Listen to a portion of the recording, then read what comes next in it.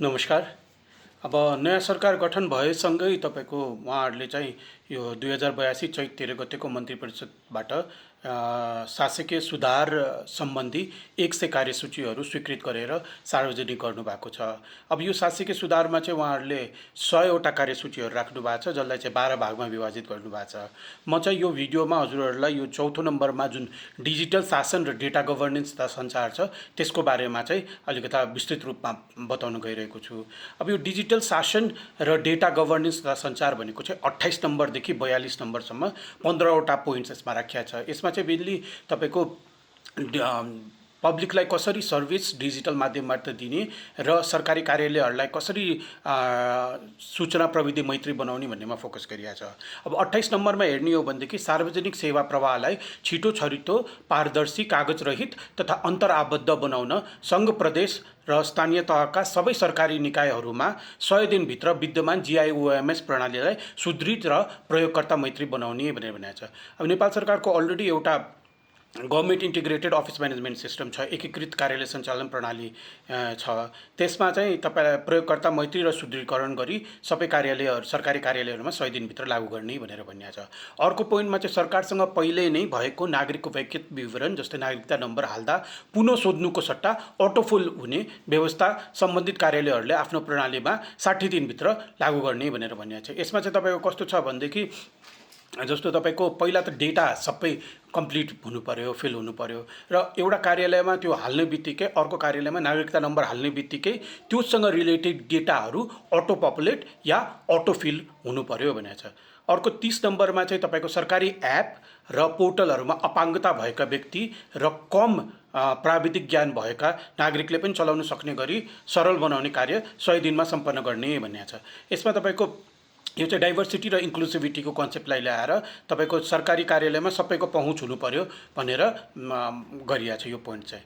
त्यस्तै 31 नम्बर पोइन्टमा चाहिँ अनलाइन आवेदन प्रणालीलाई सहज बनाउन नागरिक एप मार्फत दिने व्यवस्था मिलाउने र यसरी नागरिक एप मार्फत आवेदन दिँदा व्यक्तिले आफ्नो फोनमा रहेको एपले लोकली स्टोर गरेको विवरण वा अन्य प्रणालीबाट प्राप्त विवरणको आधारमा फर्म फिलअप गर्न सक्ने हैन, तर नागरिक एपले चाहिँ सेन्ट्रली डाटा स्टोर गर्ने भने नमिल्ने बनाउने भनेर भनेको छ। यसमा चाहिँ कस्तो कन्सेप्ट हो भनेदेखि जस्तो फोनबाट या आफ्नो ल्यापटपबाट मान्छेहरूले फर्म फिल गर्दाखेरि त्यसमा जुन लोकली स्टोर्ड डेटा हुन्छ त्यो डेटाले फर्म चाहिँ फिल गर्न मिल्ने, तर त्यो डेटाहरू चाहिँ नागरिक एपको सेन्ट्रल डाटाबेसमा सेभ नहुने व्यवस्था मिलाउने भनेर भनिएको छ।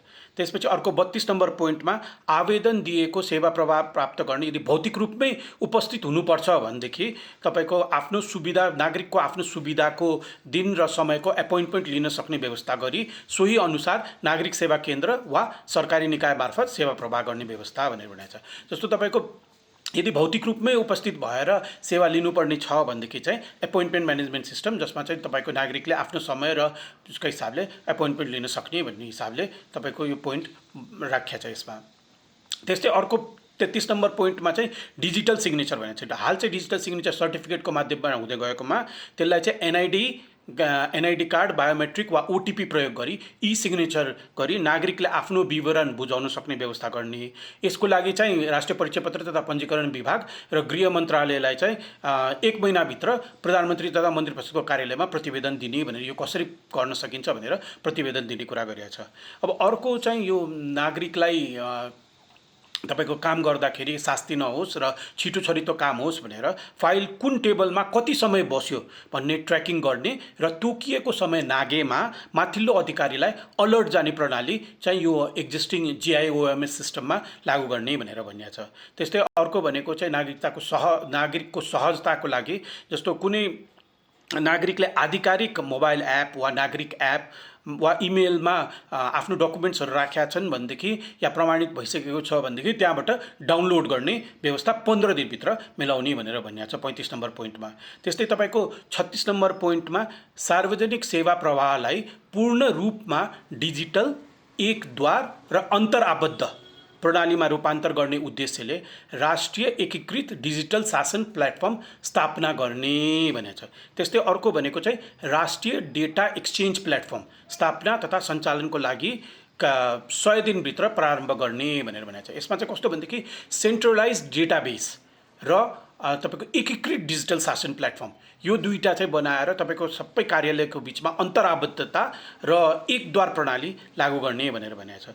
नागरिकले अर्को 37 नम्बर पोइन्टमा चाहिँ नागरिकले एउटै डिजिटल प्लेटफर्ममाथि सबै मार्फत सबै सेवा सहज रूपमा प्राप्त गर्न सक्ने व्यवस्था मिलाउन, सेवा प्रवाहमा दोहोरोपन अन्त्य गर्ने, पारदर्शिता अभिवृद्धि गर्ने तथा समय र लागत उल्लेख्य रूपमा घटाउन डिजिटल गभर्नेन्स र व्यक्तिगत डाटा सम्बन्धी नीति तथा कानुनको तर्जुमा 60 दिनभित्र गर्ने। यो चाहिँ कानुन सम्बन्धी भयो।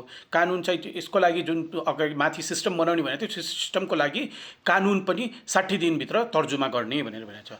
अर्को चाहिँ तपाईँको सूचना प्रविधि तथा डिजिटल गभर्नेन्स सम्बन्धी नियम बनाउने र नियमन गर्न स्वतन्त्र नियामक निकाय इन्डिपेन्डेन्ट रेगुलेटरी अथोरिटी को स्थापना गर्ने भनेर भनेको छ। यो चाहिँ दुईटै कानुनको पार्ट भयो।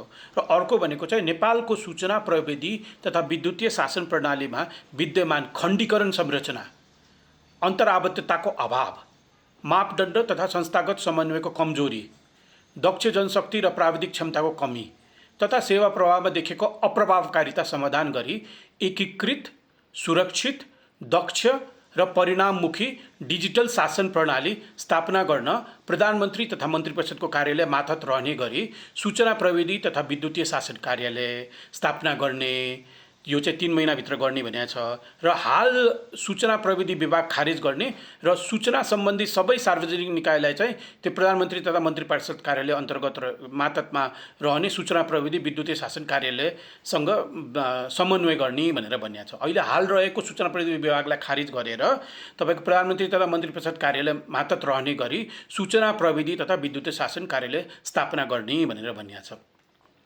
अर्को तपाईँको 40 नम्बरमा चाहिँ सूचना प्रविधि तथा विद्युतीय शासन विधेयक तपाईँको तर्जुमा गर्ने भनेको छ।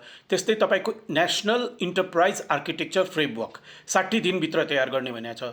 र अर्को भनेको सञ्चार तथा सूचना प्रविधि मन्त्रालयले सट्टाबाजी एप जुन बेटिङ एप छ, बेटिङ एप र त्यस सम्बन्धी वेबसाइटहरू चाहिँ 24 घण्टाभित्रै बन्द गर्ने भनेर भनेको छ। अब नेसनल इन्टरप्राइज आर्किटेक्चर फ्रेमवर्क भन्नाले चाहिँ तपाईँको हरेक नेपाल अधिराज्यभरि जति पनि सरकारी निकायहरू छ तिनीहरूको एप या अरू सिस्टम्सहरू छ तिनीहरू चाहिँ एउटा स्ट्यान्डर्ड फर्मेटमा आउनु पर्यो भन्ने कुरा छ।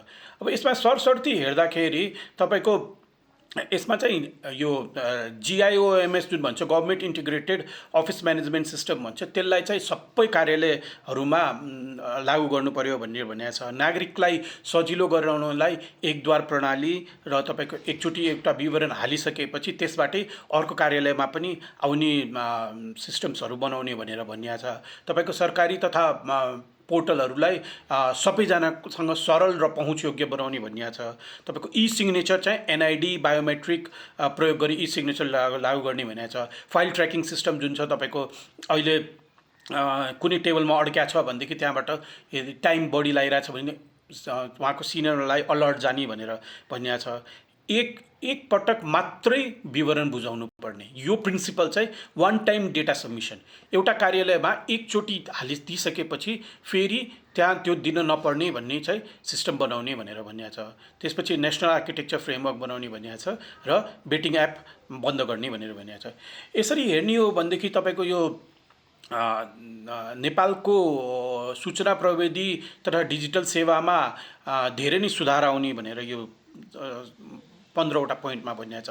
यसलाई लागू गर्नमा म अहिलेको सरकारलाई एकदमै धेरै शुभकामना दिन्छु र यो लागू गर्यो भने हामी नागरिकले पनि एउटा राम्रो, पारदर्शी, सरल, छिटो छरितो सेवा पाउँछ भन्ने आशा गरेको छु। हस्, धन्यवाद।